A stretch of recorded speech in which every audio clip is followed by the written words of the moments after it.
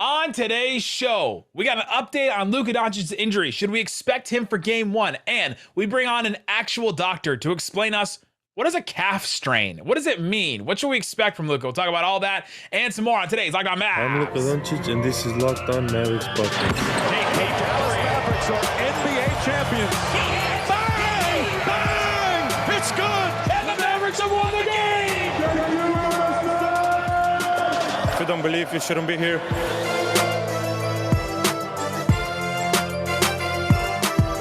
And welcome. You are locked on to Luka Doncic's left calf. My name is Nick Angstadt, host of the Locked On Mavericks podcast, NBA channel manager at Locked On Podcast Network. Thanks for making Locked On Mavs your first listen every day. We are free and available on all platforms, including YouTube. Joining me, as always, my co-host, writer, and contributor at Mavs.com, the calf culprit, the one more thinking. What you got for me, Isaac Harris? I've just looked at my calf so much today. I thought about them. I've tried to feel where my tendons are. It's all about calves today. What would I give? Would you cut off your left pinky on your hand if it meant Luka was fully healthy? On my pinky? Can I give him my calf instead? Gonna give him just the rest of my leg? I don't know. I'm just saying, if like a genie came down and said, "Hey, if you cut off the tip of your finger, that would mean Luka would be healthy for the full playoffs," would you do it? Because let us know in the comments who's giving up their pinky. Who's giving up a pinky? I don't know. You don't realize how much you use your pinky until you like cut it or something, and then you think about it a lot more. You don't realize how much joy a Mavericks title. A title this year. We're over. Like, if the Mavericks were ready to go to it, if they were the Suns, if they were where the Suns are right now, then I'm more apt to give them my pinky. Okay. All right. On today's show, like we said, we're going to be talking about Luka and the update we got on his injury, and then we'll bring in Brian Suterer. He is an actual doctor. He has a great YouTube channel, and we'll be talking to him about Luka's injury. And then the last segment, we're going to give you a break from all the Luka injury talk, because I'm sure you've just been hearing nothing but that on Twitter and everywhere else that you're trying to find updates. So we're going to talk about the rest of the league and any surprises we see. What do we expect from the play-in coming up tonight? So we'll talk about all that on today's show. All right. We got an update on Luka Doncic. The MRI came back, and we got an update. But did we really get an update, Isaac? Basically, just came back and said, "Hey, he's not faking it. It's an actual confirmed calf strain, as expected. The Mavs have set no timetable for his returns." That is a positive thing, because if it was out indefinitely, I would be much more concerned about it. Yeah, I'm not trying to look too much into the exact terminology used, but Brian does. We talk about it with Brian a little bit later. I am impressed by the Mavs that, hey, there's no reason to put all this out right now. Like, I get it. I get it for a fan perspective, and I'm with y'all. I'm checking my phone. I'm texting people all day too. I'm like, hey, we got an update, all this stuff, and I want to know. I'm thinking about it in every meeting. Don't tell my bosses if Luka's calf is okay, but just there's no reason to put it out there. Keep it close to your chest, and if you know if he's playing or not, then take it right to 11:30, 11:45 in the morning on Saturday. Yeah, here's the thing. Mark Stein said this already. Dallas has already announced that Luka Doncic has a left calf strain. It is not obligated 5 days before game one to publicly share details about today's MRI findings. So the wait for clarity on Luka's status for game one on Saturday continues. Mavericks coach Jason Kidd is scheduled to address the media during Tuesday's lunch hour, so he is going to be on their Mavs will practice on Tuesday, and around noon he will speak to the media. I expect him to say nothing in that. I expect him to say, we're just waiting just like everybody else on this, and I expect the written sheet of paper for him to have something written down. I expect him to be pulling out the piece of paper. Luka got an MRI yesterday. Luka had an MRI, and MRI stands for just go through all that. See, so we'll get an update tomorrow, and we'll let y'all know tomorrow. But to your point, the gamesmanship is real, right? Like, why tip your hand to the Jazz right now and tell them, like, hey, yep, Luka's ready, he's gonna be back, instead of let them think that he's not gonna play until the last minute and say, oh yeah, he's gonna play, or make them think that he might play and then just say last minute, oh yeah, he's not going to play. And then just, change it. Like, there's a little gamesmanship in this. Not sure what advantage it gives the team, but you might as well. Yeah. Well, either or, like, it's, just make them think. I mean, it's kind of like double game planning in a sense. I mean, we were joking about before this pod that, hey, we're wanting to get into a full, series preview stuff, which we will over the next coming days. We have some guests, all that, but it's like, it's kind of hard to really do that without knowing if Luka Doncic, the best player in the whole series, is going to play in it. So are you going to approach this from what's the Mavericks look like without Luka, them playing the Jazz, all that, or will Luka play? And so anyway, it's not just our little angle from a podcast media covering angle, but also a game planning angle from, for the Jazz. Yeah, for the team. How are they preparing right now? Are they preparing for, Dinwiddie Brunson? Are they preparing for Luka? Probably just for Luka. And then who posted the picture today? Who did that? Who leaked the picture of Luka walking into the hospital? We did get Luka walking into the hospital. It looked like it was Casey Smith with him. Yeah, it was. Yeah. And you only got to see him from like the back side, like the side, his side, and then a little bit to the back. We saw Luka in a walking boot. I did ask Brian about that, so he'll explain what it means, what a walking boot means. That could be a little bit of gamesmanship too, because if he wasn't in a boot, that could mean he's totally fine and can totally play, and he's just gonna go get checked. But since he is in a boot, it's sort of like, hey, this could be a little bit. Put him in a wheelchair. Put him in a wheelchair. Take him out of the finals 2008, and then he'll just be running back in. Just had to take a poop. We're smiling through the pain. If you 100%. Nick and I are smiling through the pain right now. This is the only thing we can do as we wait on pins and needles like everyone else. This is what we have, right? We're sort of deer in the headlights trying to figure out, okay, well, are we going to do a full preview of this series knowing that Luka may not play in some of these? But let's just go quickly. Let's say Luka doesn't play game one. What are your expectations for a game like that? Here's the thing. I'm mentally preparing myself for Luka to miss a couple games. And you might as well, right? Prepare to be disappointed. And then exactly. Prepare for that. And then if he plays, then be happy. But that's where my mind is at. And then I think your goal, if you're Dallas, is just say, can we split it at home? Like, can we just split, at least win one at home, that the crowd will be behind you. They're going to feel like they got to be extra behind you because, hey, Luka's out. Dinwiddie, the guys rallying together. Luka's out. Let's hold our ground. Mel Gibson, with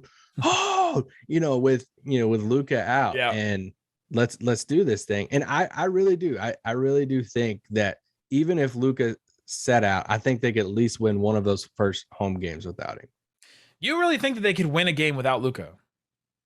I didn't say the series. I said a game. A game, yeah. One of the first two home games, I think they could win one of those games without Luka. Yes. Yeah, because I saw somebody say that the Lockdown Mavs guys think that they can win the series without Luka. No, who said that? No, like there's no shot. I've too much respect for this Jazz team to go in there and say, oh yeah, they definitely can win if Luka misses 4, 5, 6, 7, all 7 games or something. Who's out here quoting us?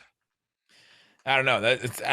This Jazz team is too good. So this is where we're at, right? We felt confident going up against the Jazz if Luka was going to be healthy because he is the mismatch, right? Where's the mismatch if they don't have Luka? Bertans last 11 games shooting 50% from 3. Exactly why he was my answer. you knew that. Him and Josh Green and him and Maxey have really good net ratings when they're playing together in lineups recently. Loving that bench unit. Maybe the bench carries them. Yeah, they very well could. But yeah, all right, coming up, let's hear from an actual doctor that knows things about medicine and about the body that Isaac and I don't. I mean, you've heard us enough to know about our... I know about the body. You do have an FBI shirt on right now. I do have 2 kids. It's nothing to do with calves. We'll talk about that. We'll talk to Brian coming up. I don't know if my wife likes calves. But PrizePicks is not going to like this. Before we do, check out PrizePicks. It's daily fantasy for the NBA and for college, all kinds of sports. You can do MLB as well. I just realized college is not playing anymore off the top of my head. I don't think they have college baseball. Pick 2 to 5 players and over under in their projections. You can win up to 10 times on any entry. Just go check it out at PrizePicks. See what's available for you. I'm sure there's tons of stuff for the play-in as well. For a limited time, PrizePicks is an exclusive offer, no-brainer of an offer for all of our users. You get $50 for free if a player with your first PrizePick entry scores a single point. You must use the promo code NBA. That's right. Use the promo code NBA. You'll get $50 for free if your first player scores a point in your PrizePicks entry. Go check it out. It's PrizePicks. Download the app today. Also want to tell you about BetOnline. BetOnline has the odds now for Mavericks versus Jazz. Are you ready for this, Isaac Harris? Yes. The Jazz open on BetOnline as a minus 175 favorite over the Mavericks. Spicy. What does that tell you? It's the They're same. confident Luka's going to miss time. It's about the same as the Sixers. The Sixers odds against the Raptors. So it's not as big as we thought. Like, right? Like, this doesn't say to me Luka's going to miss the whole series. And you know, like the Warriors are minus 215 favorite over the Nuggets. That's a bigger one. The Bucks are a minus 1,200 favorite over the Bulls. Like that to me, that's a huge gap. So this Jazz one is still really close. They, you know, expecting Luka to play in some of these games, but if you feel strongly about it, you want to take this before Luka just, you know, maybe comes back for game one. Go ahead and head to BetOnline. Go check it out. See everything else they have available. They have NBA futures. They have series props for all these different series. They have specials going on, like for coaches, next coach of the Lakers, all kinds of stuff. Go check it out. BetOnline. It's where the game starts. Thanks for making Locked On Mavs your first listen. For your next listen, go check out that Locked On Now podcast. We did a playoff prediction show. Everybody on the network doing their playoff predictions. Check it out. It's Locked On Now, wherever you get podcasts, and on the Locked On NBA YouTube channel. All right, now let's hear our conversation with Brian Suterer. All right, welcome in the actual Twitter doctor, Brian Suterer. Great YouTube channel, Brian Suterer MD. Already has a video up about Luka Doncic. We're going to talk all about Luka Doncic and his calf strain. Brian, let's start here. How vague is the term calf strain?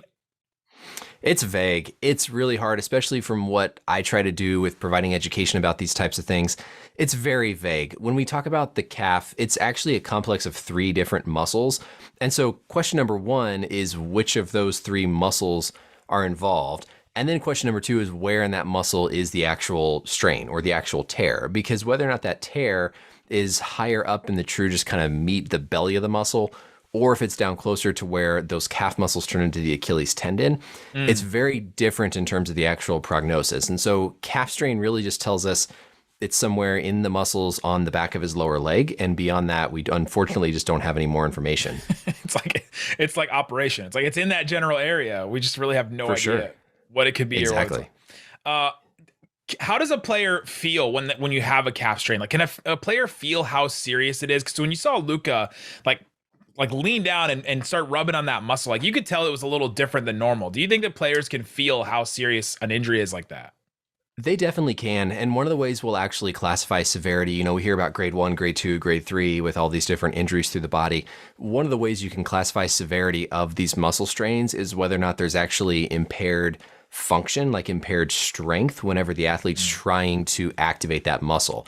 So the calf muscles in the back of the leg, the primary function is for you to raise or lift up on your toes. So if you're standing flat on the ground and you just lift your heels to push up, like you're doing a calf raise, you know, in the gym, you're activating those muscles. And so when you're walking, definitely when you're running, if you activate those muscles and you have pain, that can suggest a more significant injury. Sometimes people will feel like an actual tearing sensation in the back of the leg. You know, like with Achilles, of course, we see people always look back like somebody, you know, hit him with a baseball bat in the back of the leg. So it's not that extreme, but definitely based on how much pain and how much limited function the athlete has, the medical staff can get another kind of sense of severity for sure. So he'll feel something different, right? Because it did seem like Luka. We've seen Luka have so many injuries where he just pops up, you know, like punches his leg a couple times and he just feels better, right? But tighten the shoes tighter. Yeah, right. That's when players feel like the pop or they feel, you know, something like that. Is there anything like that in a calf that Luka could feel, or is it just he feels? Typically, they'll typically feel kind of a sharp pain. You know, usually athletes will describe it. You know, we ask, is it burning? Is it throbbing? Is it dull? Typically, a muscle strain is going to be sharp. So especially whenever you activate or try to fire that muscle, it's usually more of a sharp type of kind of localized pain where the area of the injury is. The challenge can be then as you kind of immobilize things, go through your rehab, you might get more kind of diffuse pain. But definitely initially, we kind of saw after, the commentator seemed to focus on, oh, he bumped knees. Was there like a collision there?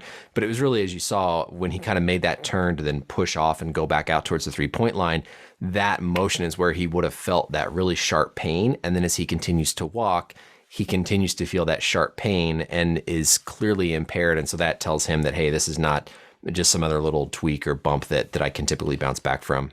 We were waiting to hear anything, any kind of news. I mean, it feels like the entire Mavs fan base just has, holding their breath all day. We finally saw a photo of him walking around in a boot. What does a boot tell you? So he's walking around in, a boot where you normally see somebody like, broke their foot or something like that and they're on crutches. But what does a boot tell you and what does it not tell you? Well, the purpose of the boot right now is to just immobilize things. So whenever we talk about recovery from a muscle injury, it all comes down to the basic kind of biology of what's happening inside the muscle when you actually have that tear. And what we're trying to do with the recovery is sort of augment and take advantage of the body's natural progression with healing. And so that first initial phase, those first couple of days, it's a tough balance between strictly immobilizing someone so that you don't put any more tension, any more tightening on that muscle to make the tear worse, but also not immobilizing them so long that the rest of their muscles atrophy. So when we see him in that boot, a boot can be worn to stabilize the ankle ligaments, but it can also be worn to prevent your foot from bending up and down. So in Luka's case, it's simply to prevent him from activating those calf muscles and pushing up on his toes. It's early enough that it doesn't really tell us much prognostically. Certainly if we saw him walking around without it, that would be great because that would suggest he's not having a lot of pain with just basic walking around. But the fact that he's in it, it's so recent, it unfortunately doesn't really give us much of a negative prognosis down the road. And I saw you talking with In Street Clothes on Twitter about this. There's some gamesmanship in some of this too, right? Like if he's walking around without a boot, all of a sudden that could tell everybody, hey, he's totally fine. He's going to be good. But you put the boot on and it makes the other team maybe think that, hey, this guy could be out for a couple games here. Right. There's definitely an aspect to that. And, as much as I would like to see more information so that we can talk about it, teach about it, and Mavs fans want to see more information here, the teams that they're going to be going up against, they know that data also. They have access to those same papers, those same studies, that same set of experience to where if they hear in the report, ooh, it's a grade 2, oh, that maybe might be this length of recovery, so maybe we can kind of adjust our game plan accordingly. Which I think is fine, as much as we would like to know more information, we know it's a calf strain. We know it's not a big Achilles injury. We know he's presumably not out for the playoffs. But you're right. There's definitely a piece of this that they probably don't want to tip their full hand to know what he might look like 2-3 weeks down the road. So if you see him in crutches and a full body cast, then, maybe they're taking it too far. Right. So that might go the other way. If he's being pushed in a wheelchair into get the MRI scanner, then there might be a little bit more questioning. What are those phrases you're waiting for, right? I've heard like grade 1, grade 2. What are those certain phrases you're waiting to hear to know how serious this is? Hearing grade 1, grade 2, grade 3 would definitely make a difference. To be honest, it's more so I think about the location in the muscle in terms of where that tear is. Because remember, a strain is actually a tear of those muscle fibers. Our muscles have these individual fibers running through them. And whenever you get a strain, a contusion, those fibers, those cells tear and they die. And our body has to go through that process of healing. The closer that tear is to where those muscle fibers join into the tendon, the more prolonged the recovery is going to be. And so it's more so, if we hear grade 3, I mean, that's the type of scenario where I can't imagine he would be back unless they made it to the finals. If we hear grade 1, grade 2, there's enough overlap there that really we could be anywhere on the order of like a couple of weeks to 3 weeks. But I think what's more important is if we were to hear about the location. Typically, we don't hear about the location because that's just more detail than these teams provide. But I think the bigger telling sign is going to be watching his actual functional recovery if we see footage of him on the court during these next few days, because these next few days I think are going to be critical to help us understand how bad is this? Is this something that he needs prolonged immobilization? Is this something that come, Thursday, Friday, we see him jogging around on the court? I think those are going to be the bigger telling signs of what his availability will be upcoming here. What kind of recovery can they do? Can Finney-Smith and Luka and the whole team do over these next 5 days? They have 5 days off. what kind of things can he do besides just like, elevation and put ice on it? You know what I mean? Like the Rice normal therapy. things we do. Yeah. The good old rice therapy. So, and honestly, it goes back to those fundamentals of biologically speaking, what's happening in the muscle with the tear. The first thing that happens when you get that tear is there's blood that forms. There's a hematoma. There's kind of this area of swelling. And as much as you can do initially to minimize how much bleeding is in the muscle, how much of a hematoma is there, the better you set yourself up down the road. So sometimes if there's a significant collection of blood, they might actually go in with a needle and aspirate or drain that blood out to help facilitate the early healing. When you get past that initial immobilization phase, now you have to actually start to work the muscle and start to stimulate those muscle fibers to regrow because they actually respond to movement. And so it's having that experience, which thankfully the Mavs training staff has, of knowing what that balance is, of listening to how much pain he's in, knowing how much they can push the muscle to ultimately progress him. But there's no magic pill. Some of these teams are doing things like platelet-rich plasma, these stem cell quote-unquote injections. And there's some data to suggest that might help facilitate healing. But this isn't like an infection where you can just get antibiotics and then in 7 to 10 days you're off and you're clear of the infection. So Luka's going to go over to Germany and get one of those injections and the Kobe Bryant shot. I honestly don't know. It's something I always wonder is how much these different teams are doing it, because obviously it's very different than if you and I just like go into our doctor's office because we strained our calf playing like beer league softball one day. And so there's some things they can certainly do. As basic as it sounds, the ice, the cryotherapy is again trying to help reduce the amount of blood, reduce that hematoma that forms, that you can allow the body to kind of kickstart that healing process sooner rather than later. Because here, when we're talking about days, it really does matter, right? I mean, this isn't something where we can spare a week or two. Every day does matter. And so it really is going to be all hands on deck for them to minimize that swelling, get his motion back as quickly as they can, and then help to kind of progress him back through his functional return. God, how annoyed must Luka be right now with everybody just looking, prodding, touching, and horribly asking about his calf right now. Last question, the one that Mavs fans don't want to hear at all, but I'm very interested. What are your thoughts on the players we've heard before, like Kevin Durant, that started with a calf strain and then he came back and went into the playoffs? And Luka's a lot like Kevin Durant. If he can play, he's going to play, and he's going to try to play at his best. And that calf strain turned into Achilles tear. What has to happen for that to happen, and how can Luka avoid something like that? Boy, yeah, that's the $1 million question, right? I still think, and I don't think we'll ever fully know what happened with Kevin Durant. My gut and everything I know about medicine tells me that the two were not related, that his calf strain had nothing to do with the Achilles strain, unless they were just not accurately describing what his initial injury was.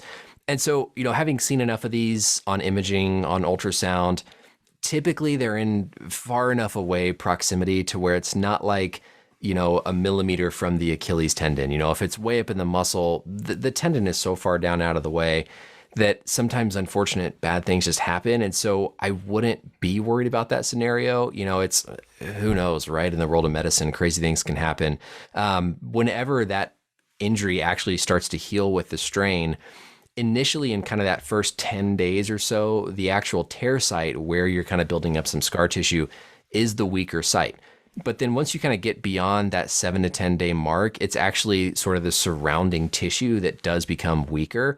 So theoretically, sure, depending on the location, maybe you make the area where the Achilles and the calf muscle come together a weaker spot, but you still would have to subject yourself to a load that would be high enough to tear an Achilles tendon, which is super rare in a young athlete. So as fresh as that is, I would not be worried about that going back out there, assuming this is your run-of-the-mill, gastroc strain that we see all the time in sports.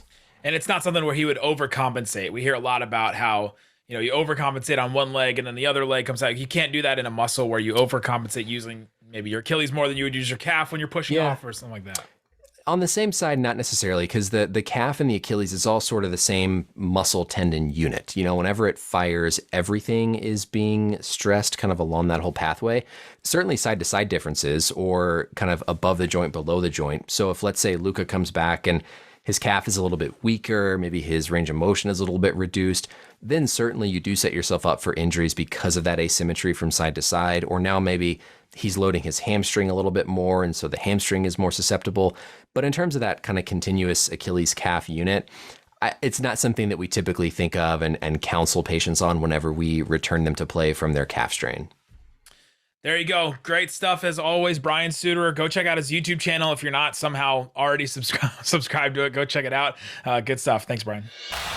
Coming up, we're going to talk about the rest of the NBA. Let's take a break from Luka calf stuff. Stop focusing all your attention on your left calf to try and see what it would be like to be Luka right now. Let's talk about the rest of the league. Talk about any surprises we see in the play-in. Talk about that coming up. But before we do, let me tell you about RockAuto.com.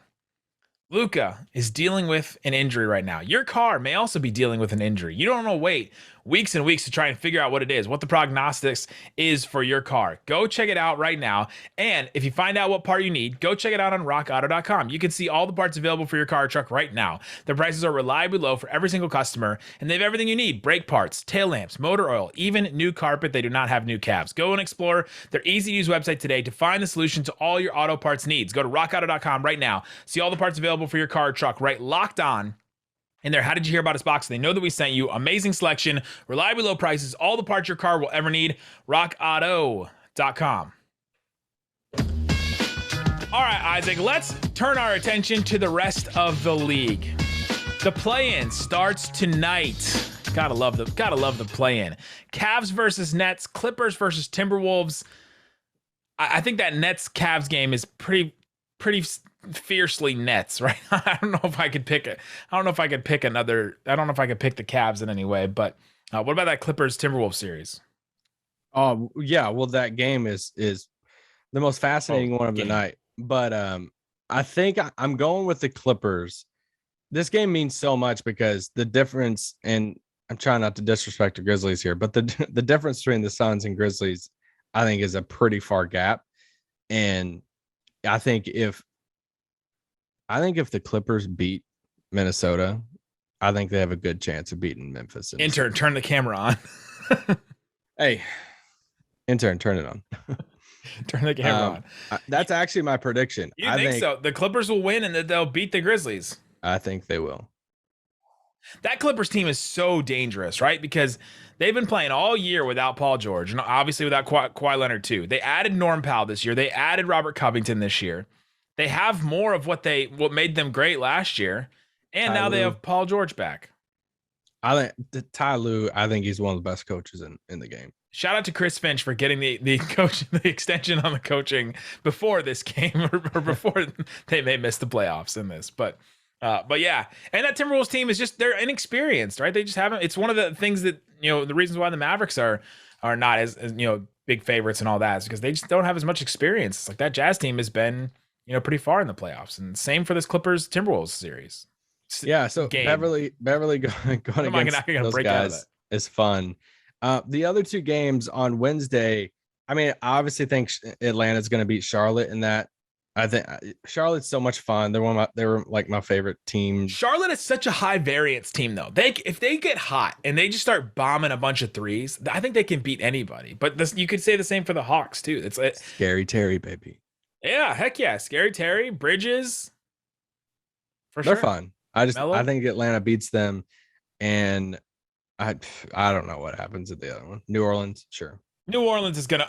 I was actually impressed with that Spurs team. I like the pieces that they've put together. That starting five that they had is like some young, interesting pieces. I don't know if it does anything for you right now, but DeJounte Murray with Devin Vassell and Josh Primo is kind of interesting, and Keldon Johnson, Jakob Poeltl, like that's a young, interesting team. I don't think it helps them in this game. Like CJ McCollum and Brandon Ingram are the best players in the series. Is that not giving enough credit to DeJounte Murray? Maybe. No, Murray's good. Murray's been real good this year. If we look at Brooklyn and the Clippers, which one of these teams has the highest possibility to move on to another round? Let's say they both win. So they're both seventh seeds. Nets go play the Celtics, and the Clippers go play the Grizzlies. Oof. Are you ready for the Bill Simmons meltdown? When the Nets beat the Celtics and he breaks down. I think it's the Nets still. I still think we still haven't seen Kevin Durant and Kyrie play that many games together. Yeah. And when they do, they still beat up on everybody. And Ben Simmons might play. I'm done with that. I'm done with him. I'm done with Jamal Murray. Done with all of them. Like overarching, any big upsets you have for the playoffs? You know, obviously the seeds are set. Brackets are actually just filled out an actual bracket. A couple people That's at work, fun. we've put together a bracket. You can actually do it through NBA.com, and you pick each series. You pick how many games each series will go. And I was looking at, I'm like, hey, what's my biggest upset? Obviously, my biggest upset is the Clippers beating Memphis if they win that game. But besides that, I think we both have Toronto, right? Beating Philly.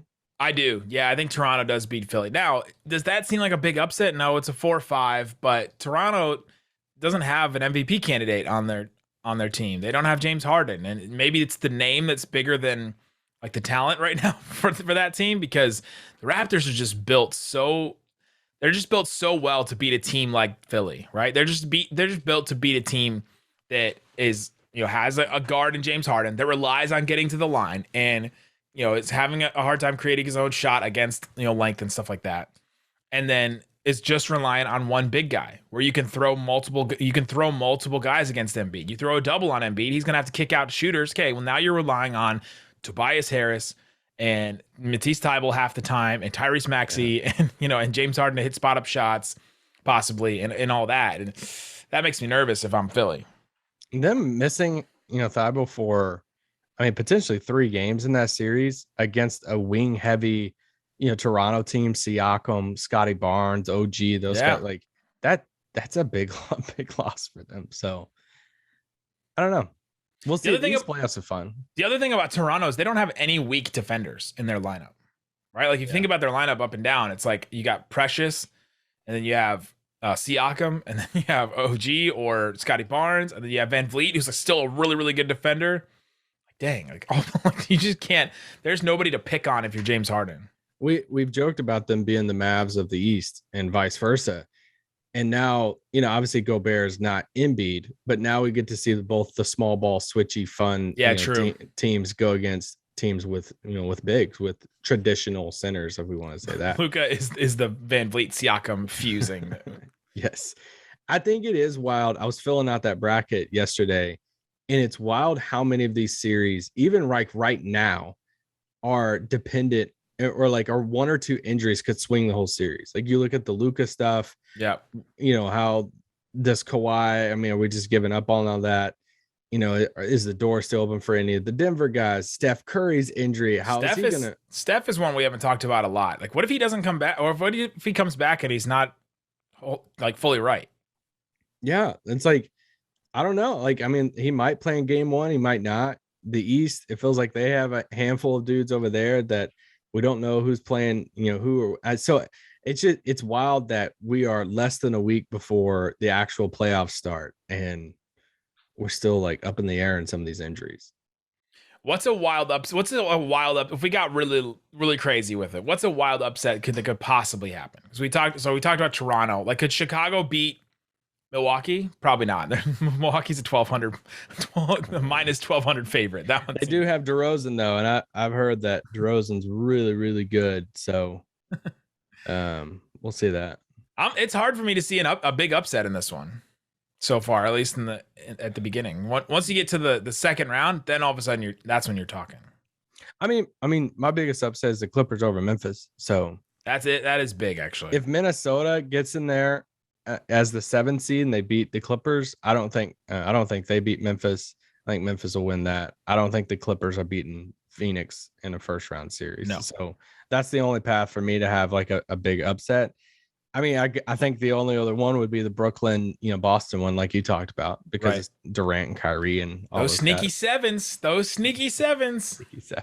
What are you thinking about for conference finals right now? It's hard in the West. I just can't imagine a team beating the Suns at all. I just cannot imagine it's any of these teams, especially with Luka limited, right? Exactly. But I think they're the most complete team. I have Suns, them. Yeah. I have them winning the title this year. It was the East that won. Who's coming out of the bottom bracket to play them? in the Western Conference Finals? Is it Golden State when we don't know what Steph's injury looks like? Is it Memphis? And well, we don't know about Ja either. Yeah, but like Memphis, they're so young. Is that are they going to make it that far in the conference finals? They could. They're a really good team. And do the Clippers surprise everybody and just go on a run and they're back in the conference finals again? It wouldn't shock me. It honestly wouldn't. Literally the same conference finals as last year. Clippers without Kawhi and the Suns. But you know what I wrestled with the most was the East, and I got to Milwaukee versus Miami. First of all, do you think Toronto could beat Miami in the second round? Yes. I think that could be one of the biggest upsets. Toronto just makes it to the conference finals? But I didn't do it. I actually had Miami in the finals. I did chalk. I did the 1 seeds. Yeah, you just go chalk. I wanted to do Milwaukee, but there's something about Milwaukee's depth that just worries me this year. And there's just, I don't know. I love Giannis, but the collection of Miami and Spoelstra, I couldn't get past it. So You're really loving you some Tyler Hero. No, he was my 6th man of the year pick. But they rely so much on Tyler Hero. They do. Offense. Jimmy and Bam versus Giannis. And I mean, this would be round 3, right? Yeah, right. Miami beat them. Then Milwaukee got revenge last year. And round 3 in a conference finals would be a lot of fun. But not just revenge. They murdered them last year. Like, they just completely took them out. It was not even close last year, if you remember that. But yeah, there you go. Let us know what you guys think about these playoffs. Do you have any big upsets that you're calling? I'm excited to watch the play-in and see what happens. We'll be back tomorrow with more crossover with David Locked on Jazz. Guys, thanks so much for listening to Locked on Mavs. Peace out. Boom.